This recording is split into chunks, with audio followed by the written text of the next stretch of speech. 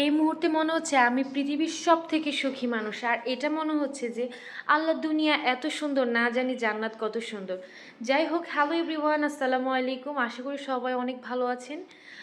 আজকে আমি চলে আসলাম গাজীপুরের সেই ভাইরাল কমলা বাগানে। কিভাবে আসলাম সেটা আপনাদের সাথে অবশ্যই শেয়ার করব।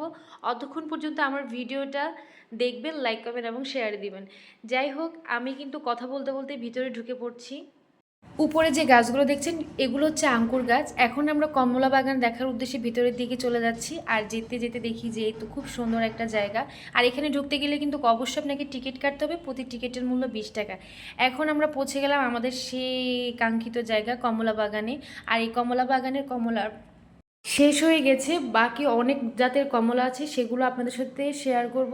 তার আগে আমরা একটু রেস্ট করে নিই, যেহেতু অনেক দূর থেকে এসেছি। সময় নিয়ে পুরো কমলা বাগানটা ঘুরে দেখাবো।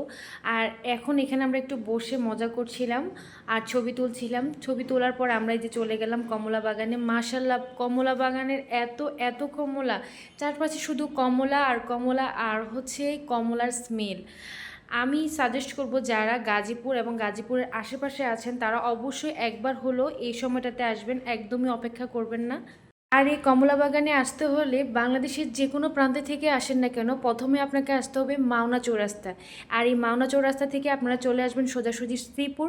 আর এই শ্রীপুর থেকে আপনারা চলে আসবেন সাতখামারে। আর সাতখামারে এসে আপনি যাকেই বলবেন না কেন, অটোওয়ালাদেরকে বললে আপনাকে এই ভাইরাল কমলা বাগানে নিয়ে চলে আসবে। এখানে কিন্তু অসংখ্য জাতের কমলা আছে। আর বিশেষ করে এখন যে চায়না কমলাটা, এই যে এগুলো হচ্ছে সব চায়না কমলা। চায়না কমলাটা একটু বেশি আছে, তবে অন্য অন্য কমলা আছে, যেমন ধরেন এটা কিন্তু একটা বড় জাতের কমলা। আমি অনেক ধরনের ম্যান্ডালিন, তারপর হচ্ছে দার্জিলিং, অনেক জাতের কমলা, আসলে যে কমলার যে এত নাম হয় তাও জানতাম না, এখানে এসে জেনেছি। এগুলো হচ্ছে বড় সাইজের কমলা।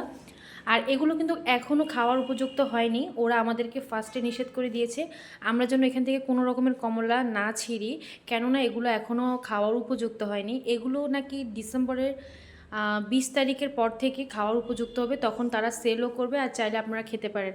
তো আমি অবশ্যই সাজেস্ট করব যারা আসতে চান তারা অবশ্যই ডিসেম্বরের 20 তারিখের পরেই আসেন। আর এখন আমরা যে কমলাগুলো খেয়েছি এগুলো কিন্তু একদমই টক ছিল, মানে কিছু কিছু কমলা ছিল মিষ্টি, কিন্তু কিছু কিছু কমলা একদমই টক, আবার কিছু কিছু কমলা ছিল যে টক মিষ্টি মিলানো।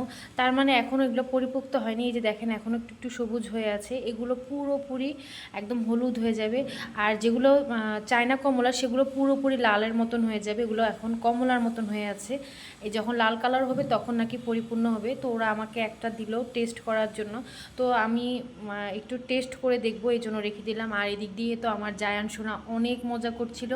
আর ও কমলা খেতে খুবই পছন্দ করে, চারপাশে এরকম কমলা দেখে ও তো সবগুলোই নিয়ে নিচ্ছে। এই যে ও একটা কমলা ছিঁড়ে ফেলছে, তবে যে কমলাটা ছিঁড়েছে এটা কিন্তু একদমই কাঁচা, দেখাই যাচ্ছে যে সবুজ। আর ও যতগুলোই কমলা ছিঁড়ে কিউট কিউট ছোট ছোট যেই চায়না কমলা সেগুলোই ও ছিঁড়ে।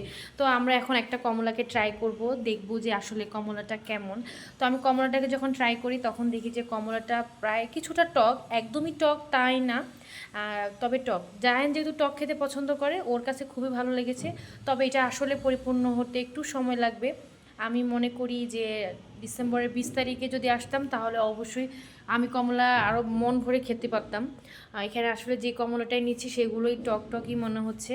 ডিসেম্বরের 20 তারিখের পর থেকে কমলাগুলো ওরা আসলে সেল করা শুরু করবে। এইখানের মধ্যে সবচেয়ে বেস্ট জাতের কমলা হচ্ছে এই কমলাটা।